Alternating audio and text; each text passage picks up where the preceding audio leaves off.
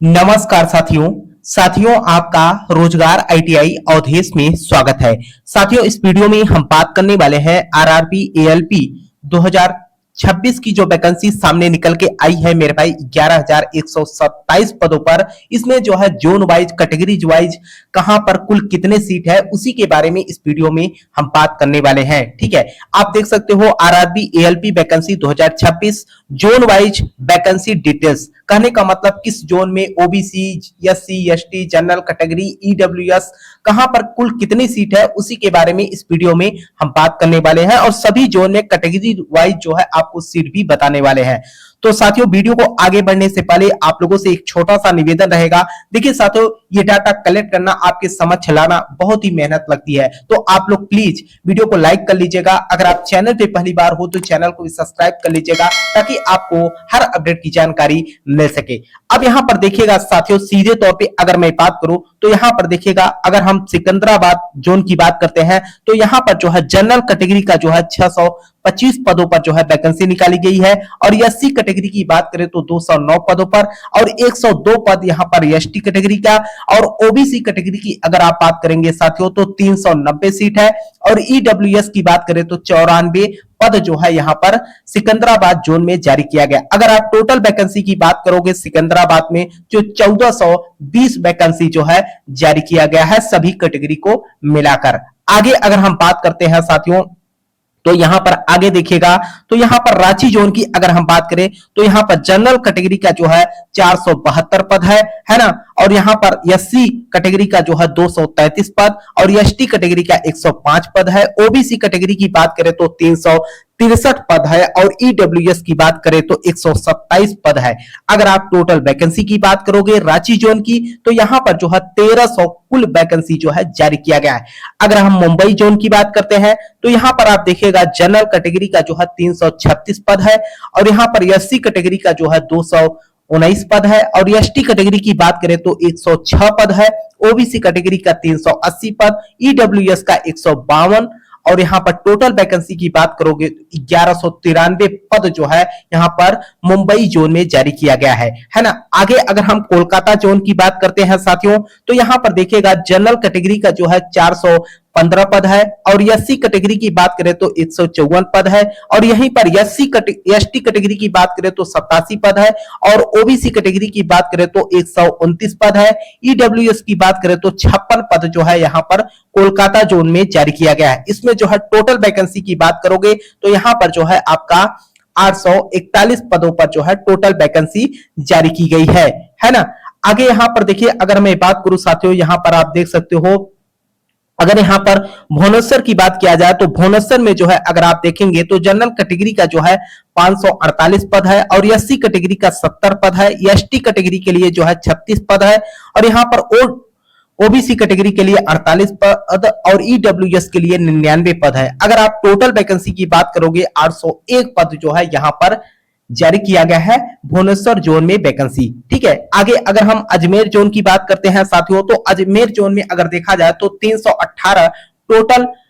पद जो है यहाँ पर जनरल कैटेगरी का जारी किया गया है और यहाँ पर एससी कैटेगरी का 115 पद है, एसटी कैटेगरी का 59 पद है ना। आगे अगर हम देखें ओबीसी कैटेगरी का 174 पद जो है यहाँ पर अजमेर जोन में जारी किया गया है। ईडब्ल्यूएस की बात करें तो 52 पद यहाँ पर आया है और टोटल वैकेंसी की बात करोगे तो 718 पद जो है यहाँ पर अजमेर जोन में जारी किया गया है। अगर हम गुवाहाटी जोन की बात करते हैं साथियों तो आप देखेगा 272 पद जो है यहाँ पर जनरल कैटेगरी का जारी किया गया है और एससी कैटेगरी का अगर आप देखेंगे तो 109 पद जारी किया गया है और एसटी कैटेगरी का अगर आप देखेंगे साथियों तो 63 पद जो है यहाँ पर जारी किया गया है।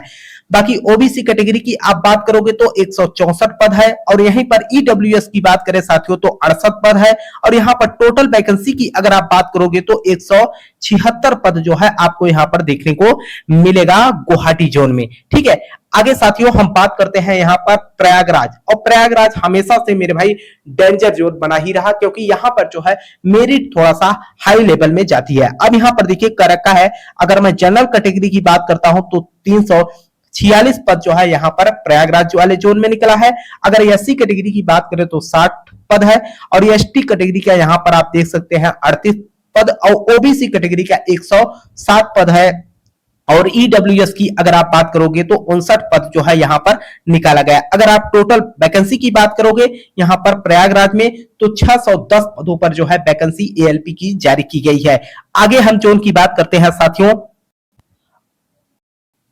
यहाँ पर सिलीगुड़ी जोन की बात करते हैं तो यहाँ पर जनरल कैटेगरी का जो है 243 पद जारी किया गया है और एससी कैटेगरी का 90 पद है और एसटी कैटेगरी का 46 पद है और ओबीसी कैटेगरी की अगर हम बात करते हैं तो 161 पद जो है यहाँ पर ओबीसी कैटेगरी का है। अगर आप बात करोगे ईडब्ल्यूएस का तो यहाँ पर 60 पद है। अगर आप टोटल यहाँ पर बात करोगे तो 600 पद जो है यहाँ पर जारी किया गया है। आगे अगर हम जोन की बात करते हैं साथियों तो आप देखेगा यहाँ पर मालदा जोन की अगर हम बात करें तो यहाँ पर 226 पद जो है आप लोगों का यहाँ पर जारी किया गया है जनरल कैटेगरी का और एससी कैटेगरी की बात करें तो 84 पद है और यहीं पर अगर बात करें साथियों एसटी कैटेगरी का तो 42 पद है और यहाँ पर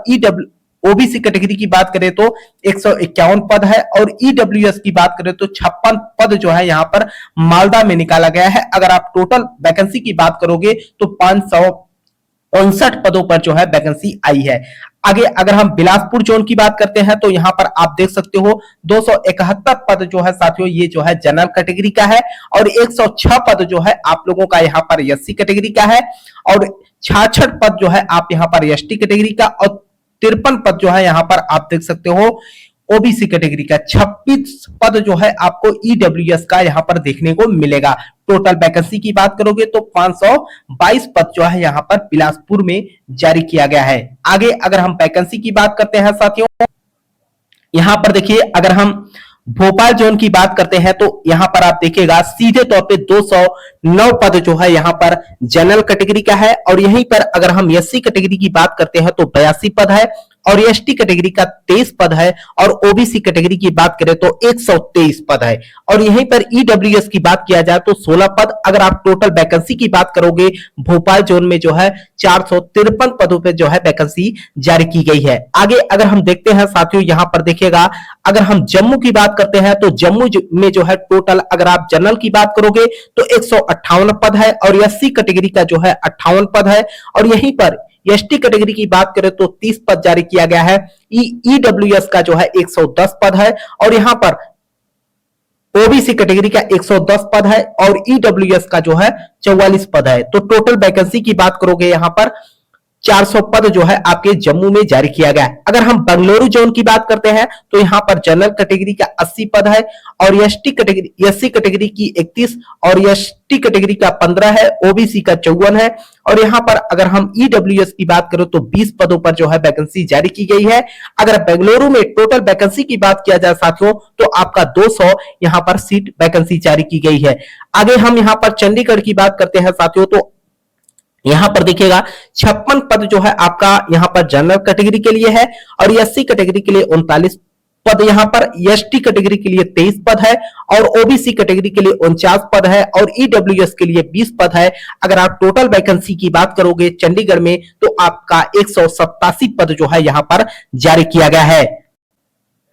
आगे अगर हम वैकेंसी की बात करते हैं साथियों, जैसे चेन्नई की बात करें तो यहाँ पर 93 पद जो है आपका जनरल कैटेगरी का है